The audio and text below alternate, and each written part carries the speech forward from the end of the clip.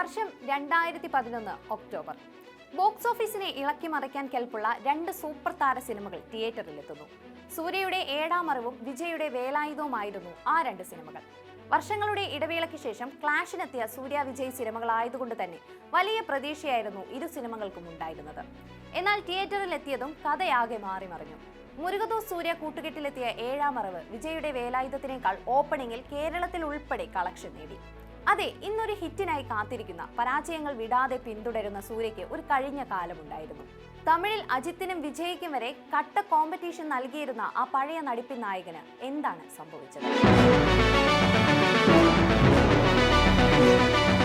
വിജയും രജനീകാന്തും അജിത്തുമൊക്കെ ആരാധകരെ ത്രസിപ്പിക്കുന്ന കൊമേഴ്ഷ്യൽ സിനിമകൾ കൊണ്ട് ബോക്സ് ഓഫീസിനെ ഭരിച്ചിരുന്ന കാലത്തും സൂര്യ ഒരിക്കലും ആ ഒഴുക്കിനൊപ്പം നീന്തിയിരുന്നില്ല.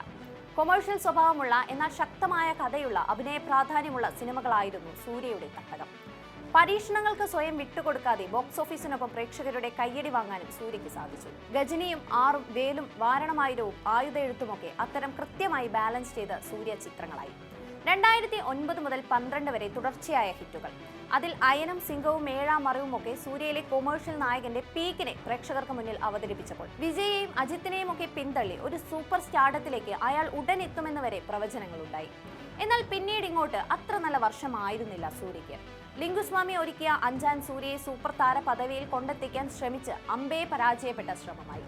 വെങ്കട് പ്രഭുവിന്റെ മാസ് സൂര്യ ആരാധകർ പോലും മനഃപൂർവ്വം മറക്കാൻ ആഗ്രഹിക്കുന്ന സിനിമ കാഴ്ചയായി മാറി. ഇതിനിടയിൽ വിക്രം കുമാർ ഒരുക്കിയ 24 മികച്ച പരീക്ഷണവും അത്രേയ എന്ന വില്ലനായുള്ള സൂര്യയുടെ ഞെട്ടിപ്പിച്ച പരാകായ പ്രവേശനമായിട്ടും കൂടി ബോക്സ് ഓഫീസിൽ കാര്യമായ നേട്ടമുണ്ടാക്കാനായില്ല. പിൻകാലത്ത് പ്രേക്ഷകർ വാഴ്ത്തിപ്പാടിയ സിനിമയായി 24 മാറിയെങ്കിലും സിനിമയുടെ ബോക്സ് ഓഫീസിലെ ക്ഷീണം സൂര്യയ്ക്ക് കനത്ത തിരിച്ചടിയായിരുന്നു. ഏതൊരു സിനിമയ്ക്കും 100% നൽകുന്ന നായകൻ സിനിമകൾ മോശമാകുമ്പോഴും ഒരു മോശം സൂര്യ പ്രകടനം ചൂണ്ടിക്കാണിക്കാനാകില്ല. എന്നാൽ പലപ്പോഴും സൂര്യ മികച്ചു നിൽക്കുമ്പോഴും സിനിമകൾ വിജയിക്കാത്തത് നടന്റെ മുന്നോട്ടുള്ള ഭാവിയെ സാരമായി തന്നെ ബാധിച്ചു. താനാ ചേർന്ന കൂട്ടവും NGKയും കാപ്പാനുമൊക്കെ വമ്പിൻ ഹൈപ്പിലെത്തി നിലം പൊത്തിയ സൂര്യ സിനിമകളായി. സൂര്യയുടെ മാർക്കറ്റ് പോയി. സൂര്യയ്ക്ക് ഇനി ഒരു തിരിച്ചുവരവ് ഉണ്ടാകില്ല, ഇനി റിട്ടയർ ആകുന്നതാണ് നല്ലത് എന്ന് തുടങ്ങുന്ന കടുത്ത ഭാഷയിലെ വിമർശനങ്ങൾ സൂര്യയെ കുത്തി നോവിക്കാൻ തുടങ്ങിയപ്പോൾ ആരാധകരും വിഷമിച്ചു. ഇതിനിടയിൽ സുരേഷ് പോട്ടറും ജയ്ഭീമും സൂര്യയിലെ അഭിനേതാവിന്റെ ഗംഭീര തിരിച്ചുവരവായിരുന്നെങ്കിലും അവിടെയും നിർഭാഗ്യം സൂര്യയെ പിന്തുടർന്നു. തിയേറ്ററിന് പകരം OTTയിലെത്തിയ രണ്ട് സിനിമകളും മികച്ച അഭിപ്രായങ്ങൾ നേടിയെങ്കിലും ഒരു തിയേറ്റർ ഹിറ്റിനായുള്ള സൂര്യയുടെ കാത്തിരിപ്പ് പിന്നെയും തുടർന്നു. തനിക്ക് ചുറ്റുമുള്ളവർ 200, 300, 500 കോടി ക്ലബ്ബുകളിൽ സ്ഥാനമുറപ്പിച്ചപ്പോൾ സൂര്യയുടെ സിനിമകൾ 100 കോടി പോലും കടക്കാനാവാതെ കഷ്ടപ്പെട്ടു. ഇതിനിടയിൽ ശിവകാർത്തികേയൻ ഉൾപ്പെടെയുള്ള പുതിയ താരനിര കൂടി സൂര്യയ്ക്ക് വെല്ലുവിളിയായി വന്നതോടെ കാര്യങ്ങൾ വീണ്ടും കുഴപ്പത്തിലായി.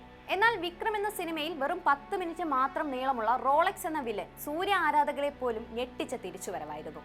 സോഫ്റ്റായ നായകനിൽ നിന്നും ആരും പ്രതീക്ഷിക്കാത്ത ക്രൂരനായ വില്ലനായി സൂര്യ മാറിയപ്പോൾ തിയേറ്ററുകൾ ഇളകി മറിഞ്ഞു. എന്നാൽ തൊട്ടടുത്തെത്തിയ കങ്കുവ സൂര്യയ്ക്ക് പോലും നാണക്കേടുണ്ടാക്കിയ സിനിമയായി മാറി. ഇത്തവണ സൂര്യയുടെ പ്രകടനം പോലും വിമർശനങ്ങൾക്ക് വിധേയമായി. വമ്പൻ പ്രതീക്ഷയിലെത്തിയ കാർത്തിക് സുബരാജിന്റെ റെട്രോയും ആരാധകരെ പൂർണ്ണമായി തൃപ്തിപ്പെടുത്തിയില്ലെന്നതാണ് റിവ്യൂ സൂചിപ്പിക്കുന്നത്. കിടിലൻ ആക്ഷൻ സീക്വൻസുകൾ, വമ്പൻ മേക്കിങ്ങും BGMവും ഒപ്പം ആക്ഷൻ സീനുകളിൽ ഉൾപ്പെടെ അസാമാന്യമായ മെയ്വഴക്കത്തോടെയുള്ള സൂര്യയുടെ പ്രകടനം. ഇതൊക്കെ ഉണ്ടായിട്ടും പൂർണ്ണമായി റെട്രോ പ്രേക്ഷകരെ പ്രീതിപ്പെടുത്തിയോ എന്ന സംശയമാണ്. സൂര്യ നിരാശപ്പെടുത്തിയില്ല എന്ന് പറയുമ്പോഴും ചിത്രത്തെക്കുറിച്ച് അങ്ങനെ പറയാൻ പലർക്കും സാധിക്കുന്നില്ല. സൂര്യയിലെ അഭിനേതാവിന് കോട്ടമൊന്നും തട്ടിയിട്ടില്ല. ഓരോ സിനിമകൾക്കായും അയാൾ 100% നൽകുന്നുണ്ട്. ഇനി പുറത്തിറങ്ങാനുള്ള RJ ബാലാജി ചിത്രവും ലോകേഷ് കനകരാജിന്റെ റോളക്സ് സ്റ്റാൻഡലോൺ ചിത്രവും ലക്കി ഭാസ്കറിന് ശേഷം വെങ്കി അറ്റ്ലൂരി ഒരുക്കുന്ന സിനിമയിൽ സൂര്യയെ ആ പഴയ പ്രതാപത്തിലേക്ക് എത്തിക്കട്ടെ. നടിപ്പിൻ നായകനെ തമിഴ് സിനിമയ്ക്ക് ആവശ്യമുണ്ട്.